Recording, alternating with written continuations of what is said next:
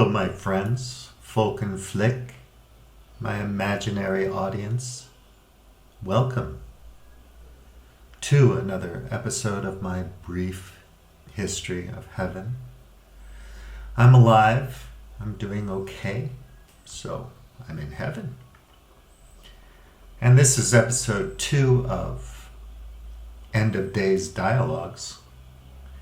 A friend of mine in Hong Kong sent me Who Shall Remain Anonymous Forever. Sent me a WhatsApp thing. I didn't know, I still don't know, if it's a conspiracy theory or if he was pitching a movie script. Maybe he was saying, hey, Steve, let's make a movie. This is like a movie. I don't know what it was. Maybe it was. But then after he posted the scenario, he posted some other points that sounded like he believed that it was true or something. I don't know. I asked him to send me reference links to the videos he saw or any other references to anything about this conspiracy theory or script. But I didn't get anything back, so I don't know. But I find it kind of fun. I was also talking to a friend of mine in Denver today, and he pointed out quite correctly that whether you're a secular humanist, a scientistic kind of guy,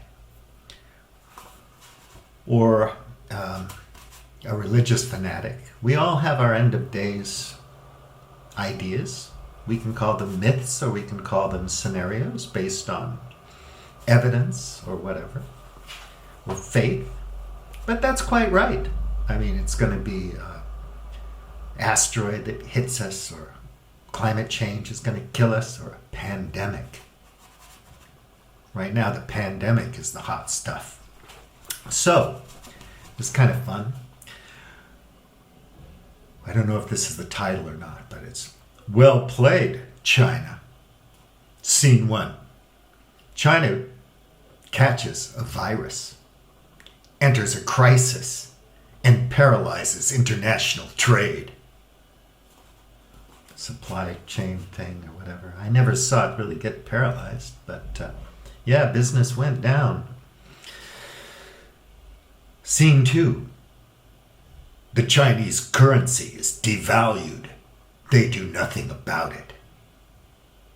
Well, China's been doing things with its currency for a long, long time, and what did anybody in the world do about that?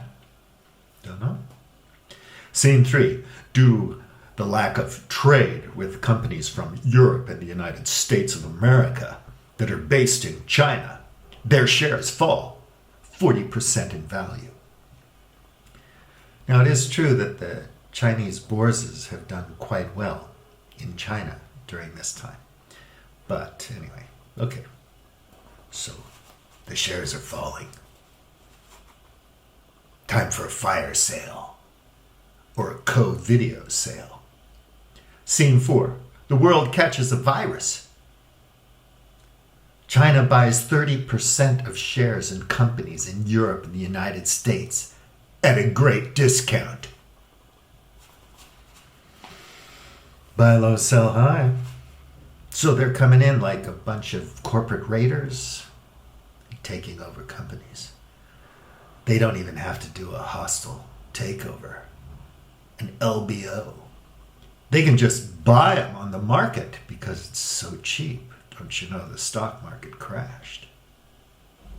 Think about that. Don't you wish you were a player? You had some money to buy low? When you come out of this, it's going to be like, woo-wee, you're going to get rich.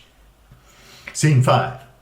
China rapidly controls the spread of the virus. Now China owns controlling shares in more companies in Europe and the United States. China decides that these companies should stay in China. And now they earn the new shareholders billions. I don't know how that works, but anyway, you got to stay in China now. We own you, Bubba. So you start making us money now.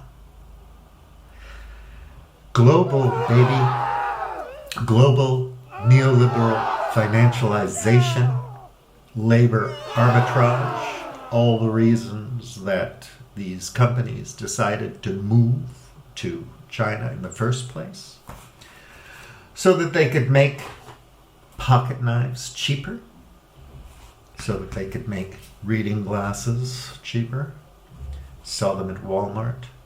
It's always interesting to me, and I keep saying this, but the demand for cocaine and heroin is in the United States. The suppliers are down south, but the users are in El Norte. Now the suppliers are in China, and the buyers at Walmart are in the United States of numericals. How does that work? How could that happen? How could we let that happen? Why did we let that happen? Those clever players, man, they really know how to play the game. Scene 6. Checkmate.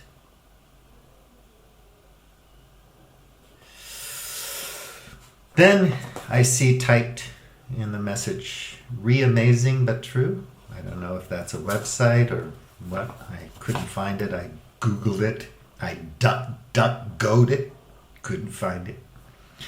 Amazing but true, found a lot of that, but I couldn't find reamazingbuttrue.org, .com, .net, .whatever. So, next I get this message. 2 videos have passed between yesterday and today that convinced me about something I suspected for a while, but had no reason to believe. It was just my speculation. Now I'm convinced that the coronavirus was purposefully propagated by the Chinese themselves.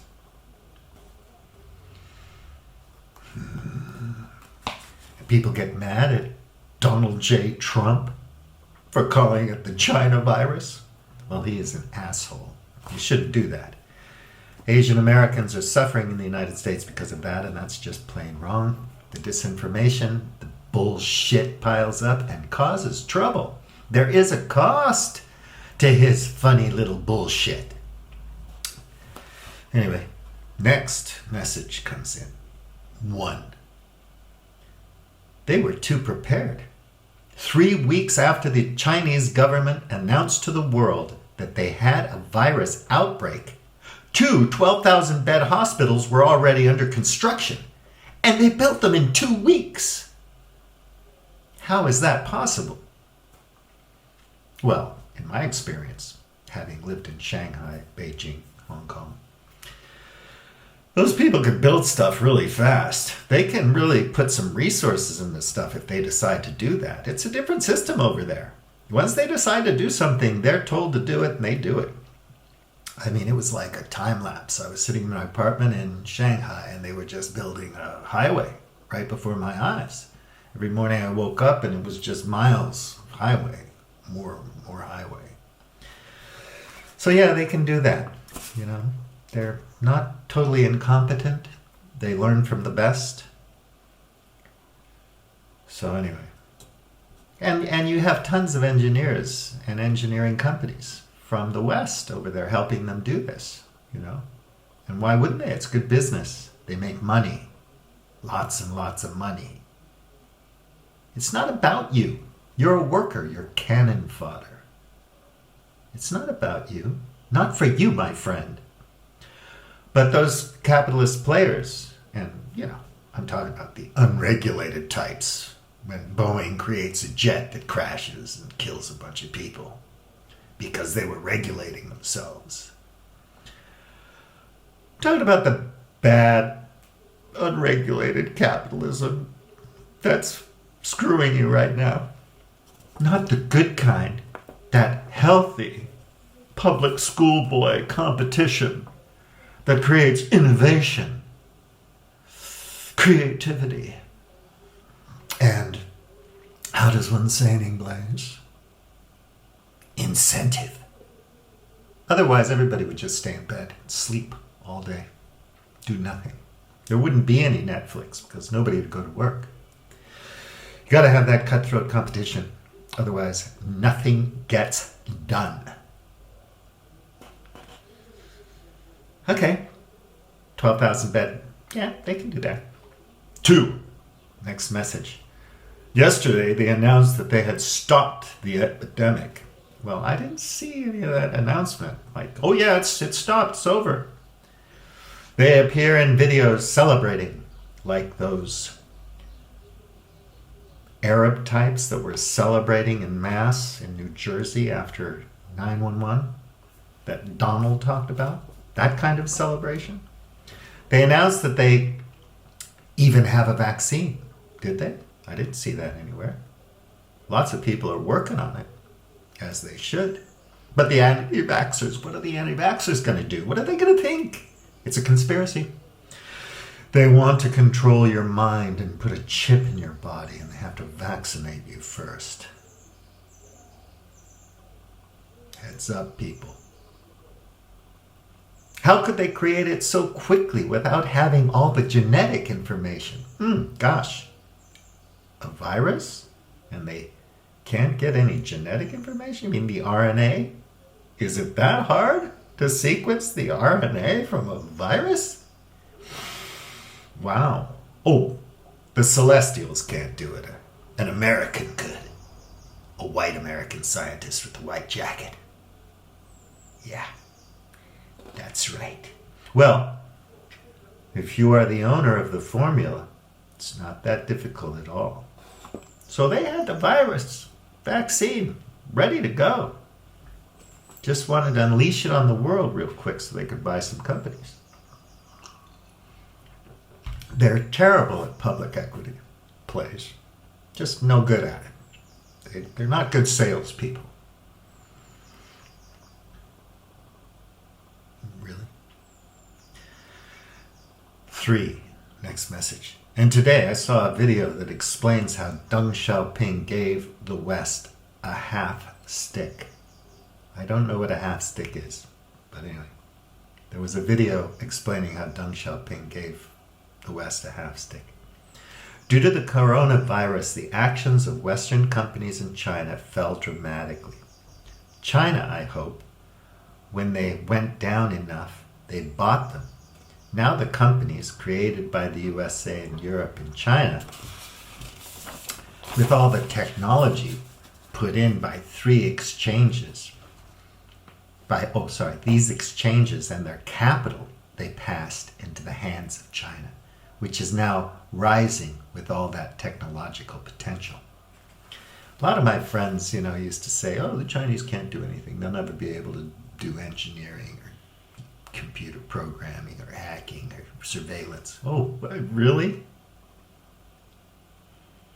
I think if China wanted to go to war with the States, obviously it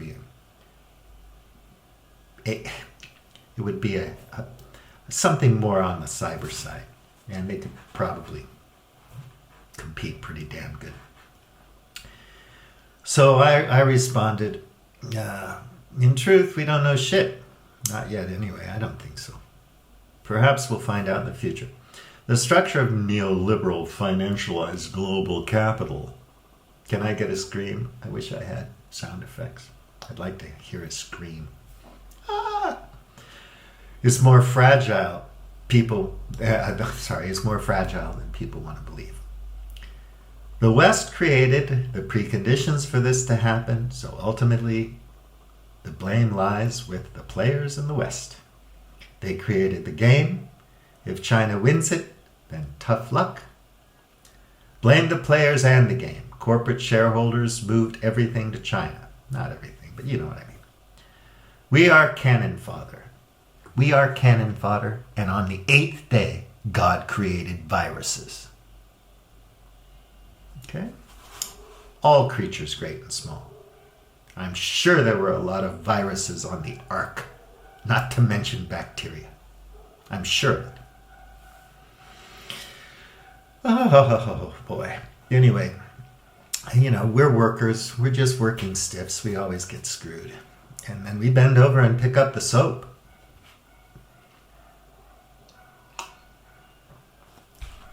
Anyway, There's so much has been said and written. I'm sure you can find tons and tons of things. If this is an idea for a film, I think it's already been done. And I don't know if it'd be that interesting now because it's actually, we're in a global pandemic. And, trying to find a reason for it by pointing a finger. It's not going to help. We got caught flat-footed for many, many reasons, and now we are going to suffer for it. Will people change after this? Will they start to educate themselves? Will you start to educate people? To have conversations, to try to help people understand how this thing goes, how this works? I don't know. I have a feeling we'll just continue down the path of least resistance because we're weak. We won't do jack shit. And the next one will come and hit us like a freight train. And we'll be looking for someone to blame. So that's the end of Days Dialogues 2. Thank you for watching, if you watched. You could click like. You could comment. You could, if you wish, send me some links to your favorite COVID-19 conspiracy theories because I would love to see them. It's fascinating. And if you have a script, go ahead, send me the treatment. Give me a pitch. Could be fun. We could get our GH5s and our GH5Ss together and get a skeleton crew, crowdsource some financing, and put it on Vimeo. Charge everybody $1.50 just to see it. Don't it always seem to go? Thank you, and I'll talk to you again. Bye.